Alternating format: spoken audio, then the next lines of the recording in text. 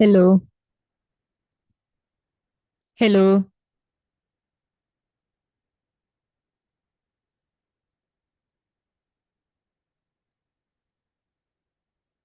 Hello.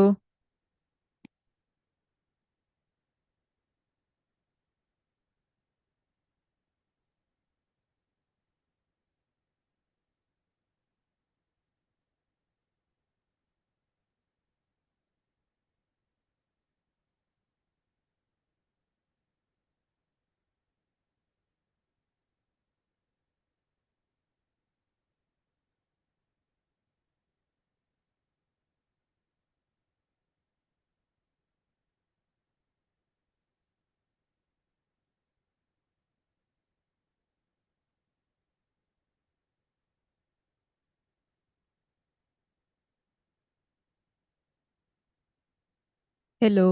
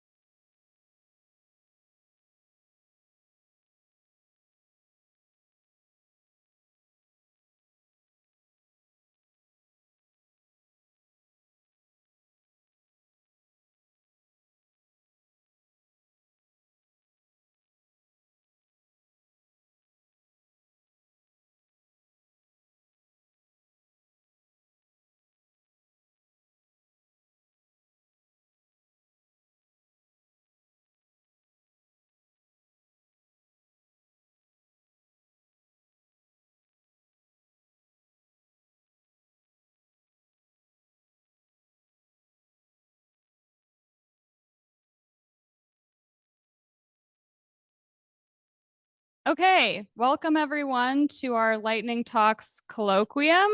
This is a special colloquium that we have every year so that our new colleagues have an opportunity to introduce themselves and their work to the department. And we hope that this will help stimulate new collaborations with our colleagues. So we have 15 speakers lined up for today. Each speaker will have up to 2 to 3 minutes. We have plenty of time. And we'll also have some time for questions if anyone has any.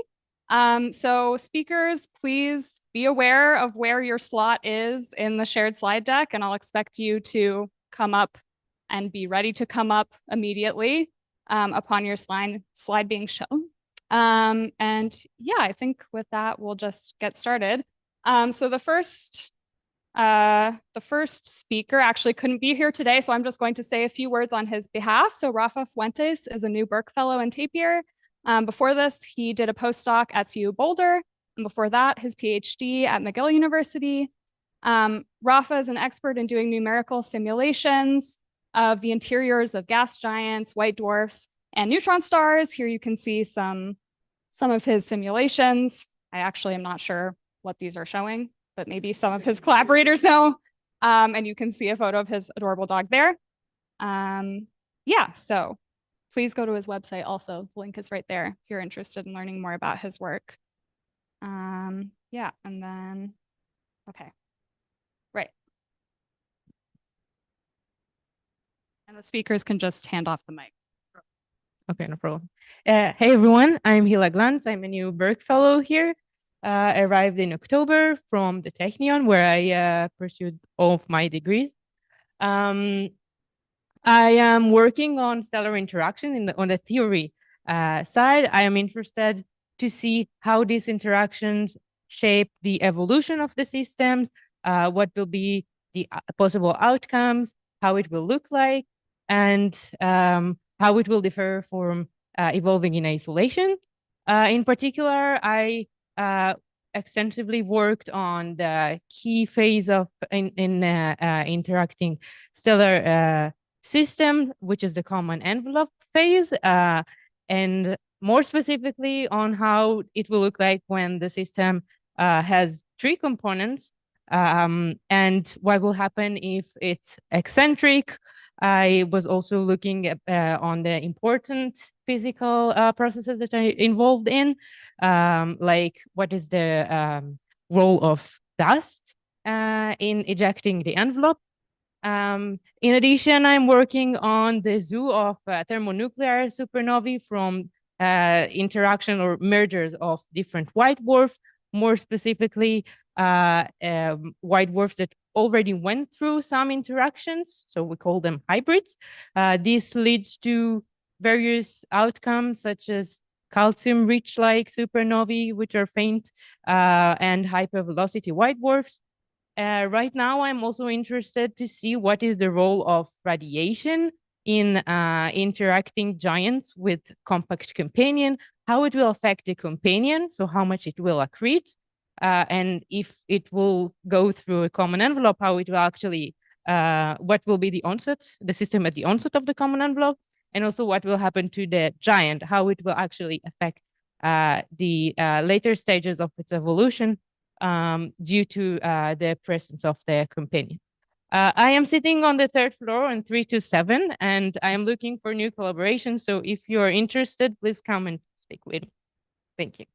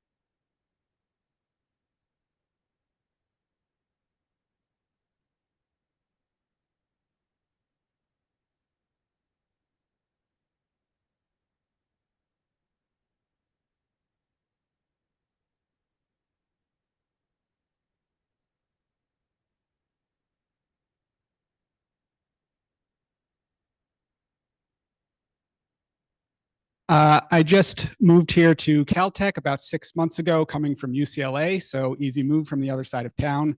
I've been a part of the broader California Planet Search collaboration for the past few years that both the UC Systems and Caltech are included in.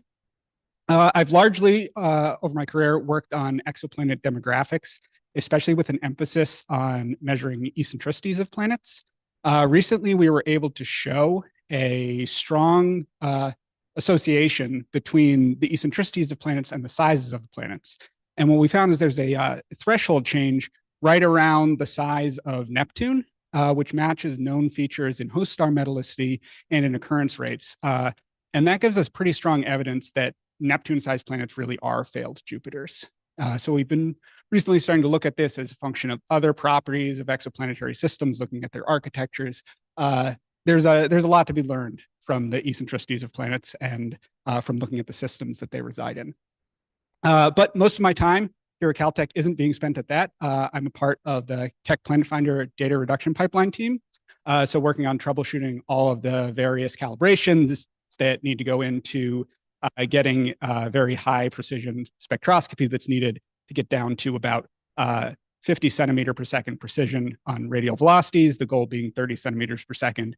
This is really the step before the next generation of spectrographs that will get us to true Earth twin planets. And, you know, just joining the two streams, I've got a program right now where we're starting to look at the eccentricities and masses of planets in the radius valley, which we think may have been formed by giant impacts. So that's a little bit of what I'm working on.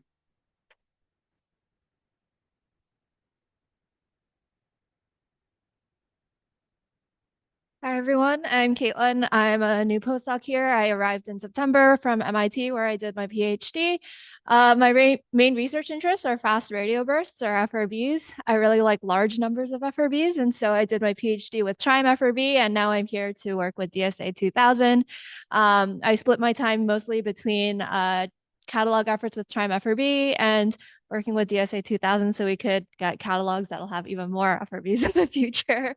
And I'm also interested in long period radio transients observationally. What can multi-wavelength observations, radio, optical especially, tell us about their possible multiple classes of origins? And I'm also an astronomy T-Talk co-organizer. So if you have T-Talk speaker suggestions for the coming quarters, feel free to send me an email.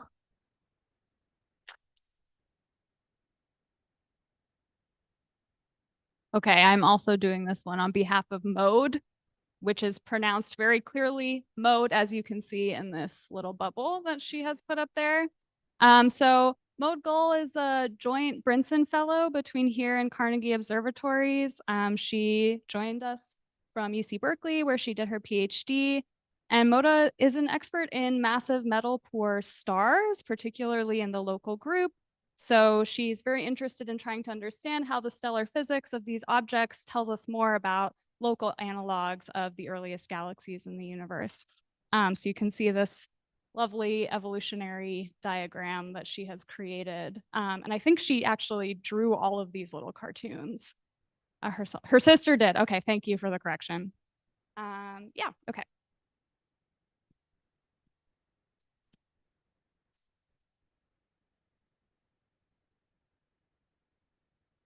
Hello, my name is Anusha Pai Asnodkar. I've been here since mid-September, exploring photonic integrated circuits as a technology for direct detection of exoplanets.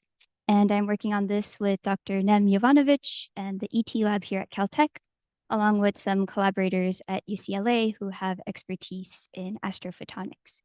So we're developing chips like this tiny blue block you see here. And these chips have waveguides that are embedded in a substrate. And they're designed to perform the standard optical operations that are of interest to astronomy. So things like beam combination, beam splitting. And they have numerous advantages over using bulk optics, namely that you can get them to be very miniaturized for thermal and mechanical stability, as well as scalability. So I'm working on simulation and testing of our active chips that we have in the lab, for which we can apply voltages to induce phase shifts between the different waveguides in the chip. And our ultimate goal is to optimize starlight suppression across broadband infrared light to enable direct detection and spectroscopic characterization of exoplanet atmospheres. Yeah, and in addition to instrumentation, I'm generally interested in exoplanet science. So I just got my degree from The Ohio State University, where I worked with Professor Ji Wang for part of my dissertation, I worked with Ji Wang on observing the atmospheric dynamics of ultra-hot Jupiters.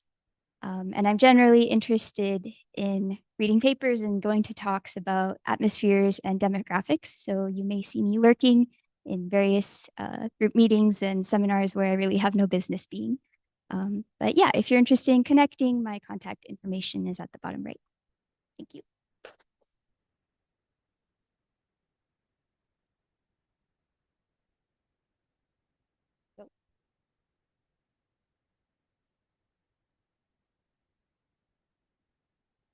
Hi, good afternoon, everyone. My name is Guillaume Meguias. I started in September as the Millikan X Fellow, and different things I'm interested, generally, broadly, I'm interested in large-scale astronomical instrumentation and how to use it in novel ways to look at the universe. I've been leading the commissioning and the active optics at Rubin Observatory, which is about to start the survey. You can see here, not very high resolution for whatever reason. One of the new things that I have been working on over the last month, which was using the focal plane of the main camera of the LSST, has about different microns of difference between different detectors, and that information can actually be used to refine what the image quality delivered is for the survey. So that's something that I've been working on, as well as developing new GLIO concepts for both Rubin and other ELTs. And also generally, unintendedly, over the span of the commissioning months with Rubin, there has been a lot of data taken, and some of it is actually really useful to do sort of a survey of really fast tree engines. So I've been looking at that. You can see a plot over there of how that unintended survey turned out to cover the sky, and there's some interesting results there. And then also I'm starting to think about X-ray interferometry concepts. And apart from that, I love running. So if I'm not at Cajal, you can find me running around here, Pasadena or LA more generally. Thanks.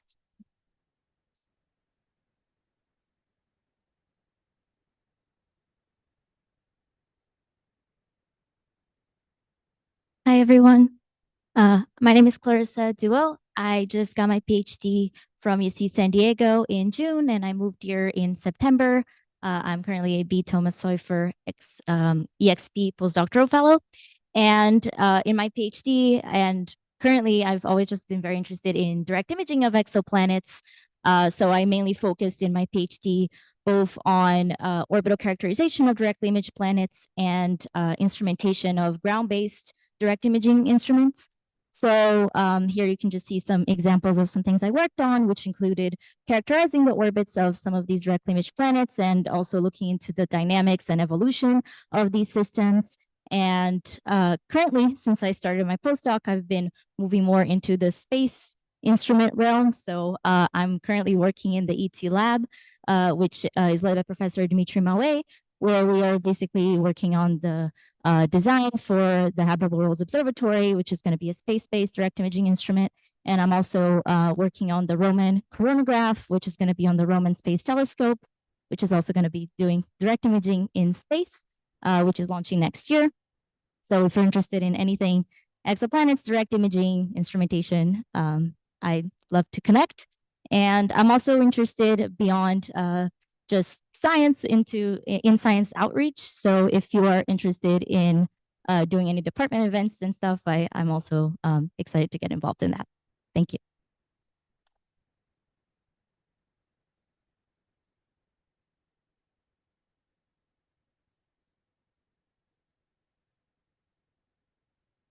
Hi, everyone. My name is Demet. I've been a postdoc here for about, I think, 7 months or so. I'm with the high energy astrophysics team.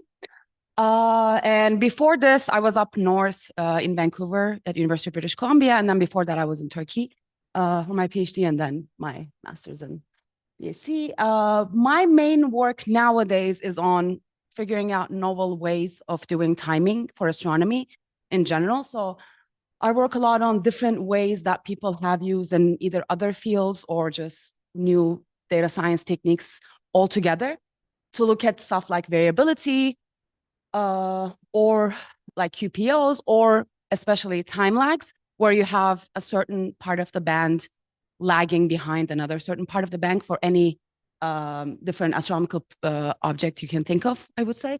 My main focus is on compact objects, so I will apply those on black hole binaries usually, to try to understand and discover lags and what they might mean, or different ways of variability. So there's one example on the bottom here, a technique that we adapted to astronomy called Wiener deconvolution, where is generally an image processing technique where you take this image and get an estimate of the original image, where you see here. And this can be adapted to astronomy to get what is called the response function, which is the kernel that generates lags for black holes. So that gives us information about accretion and other stuff. But these are like my main approach is to use these methods on many different things. So if you're interested, if you have things that are lagging in your spectra, you can always let me know. I'm at Cahill 201, or you can always email me as well. It's my first name, DEMET at Caltech. And apart from that, I also work on a lot of neutron star work, magnetar, spectroscopy. Since IXPE was launched, I do a lot of polarimetry work as well, spectropolarimetry, and I work on imaging, different modeling ways, and different wavelengths of astronomy. And I like working on science teams for different missions. So there's a couple missions there, of course, NewStar, our team, and then there's IXPE Access and another Canadian mission called Colibri, where I was part of for the concept studies. Thank you.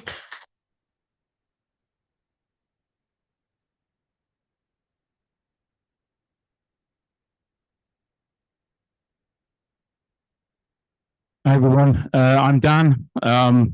Just joined, not just, I joined in the end of January, COO as a detector engineer. So that's after about just under 10 years of postdoc and PhD and all that. So I've been interested for a long time in simulating, testing, building silicon detector systems, in particular deep depletion CCDs, and the readout systems thereof, and developing novel methods to characterize and test these things. So for the last 8 years, I was in particle physics, technically. So, but I worked a bit on the characterization of the initial LSST camera detectors, particularly on the E2V side of the focal plane. I led the development of the camera for the Magis 100 atom interferometer, which hopefully goes on in a year or so. I worked on various projects at CERN, the ATRAP antimatter project, the Atlas ITK pixels, and a couple of other things. And then detector work for a sounding rocket experiment. So quite a mix, but it's all silicon. Excited to eventually be allowed to work on low-cap-tel detectors as well, because I know we have some of those here. So at the moment, I'm building and putting together the focal plane for the DMOS throughput upgrade at Keck. And soon we'll be ramping up on LRIS to build the development of the detector system for Z-Shooter, the development of our quantizing CCD program here at Caltech, and possibly some assistance on the UX detector stuff. That's it. Thanks.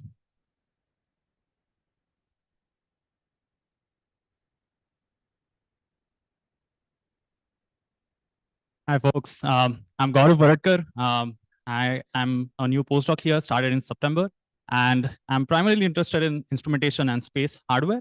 So I wear two hats. First, in space radiation lab, I am building new X-ray detectors, which are these thicker cadmium zinc telluride imager that we have, which will be thicker than what we send to space in NewStar. So what we are working towards are these detector technology that we will be using in probe class missions like HXP and so on. The other hat that I wear is with Caltech Optical Observatory, where I'm building cryoscope, and particularly within cryoscope, I'm focusing on the vibration and the cooling of the telescope. On other days, you'll find me searching for several fast transients like gamma ray burst, fast radio bursts, or gravitational wave counterparts. in instruments like NewStar, AstroSat, and Daksha. And apart from work, I like to spend most of my time cooking, doing outreach with Cameron, traveling, and watching a lot of sports. I spend most of my life in Cahill in B130, so you can find me there or in 209. So if you want to check out some cool hardware setups that we have down in the basement, do let me know. And yeah, you can email me for that.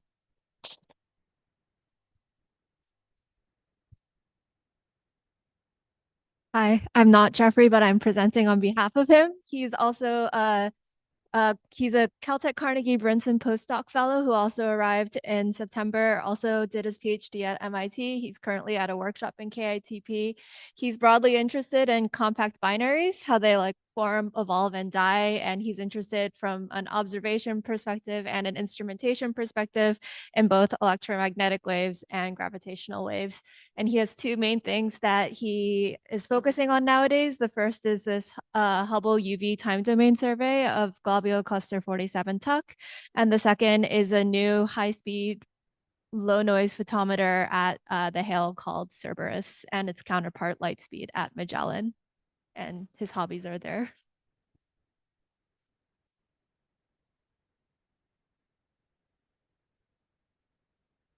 Hi, I'm Nicholas. I'm also a new postdoc. I started here in September.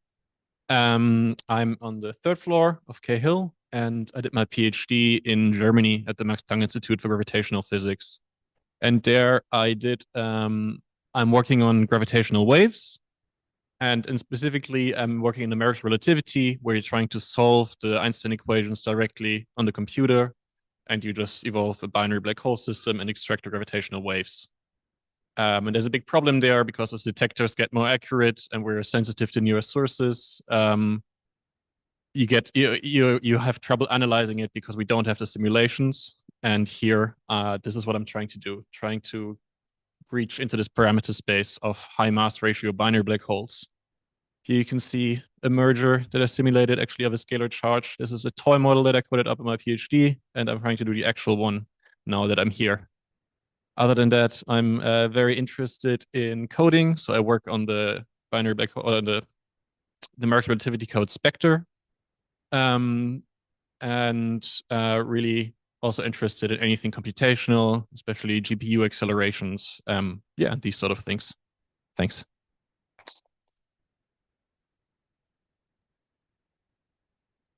Hello, I'm Michael Gutierrez. I have been around for several years. I was an undergrad right before this, and now I'm a staff member. I work at Caltech Optical Observatory as an electron technician.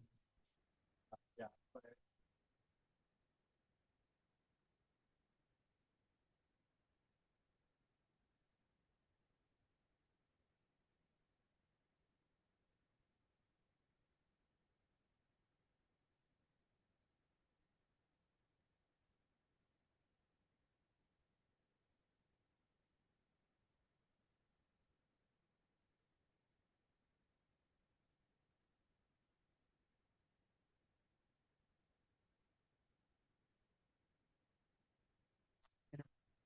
Between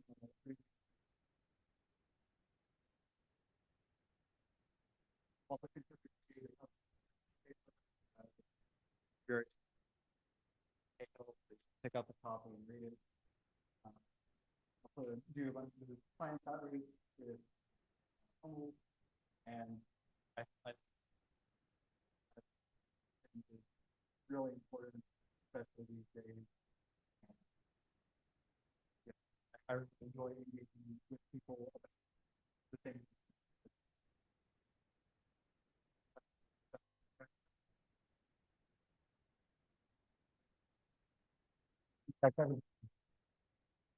Okay, yeah, just checking. We didn't miss anyone. Okay, cool.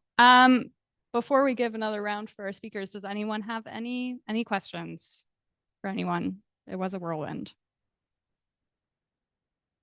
Okay, if not, let's give one more round of applause for all of our speakers. And we should have wine and cheese outside. Hopefully it's ready. I'm honestly not sure. But yeah, please feel free to continue conversing with our new colleagues.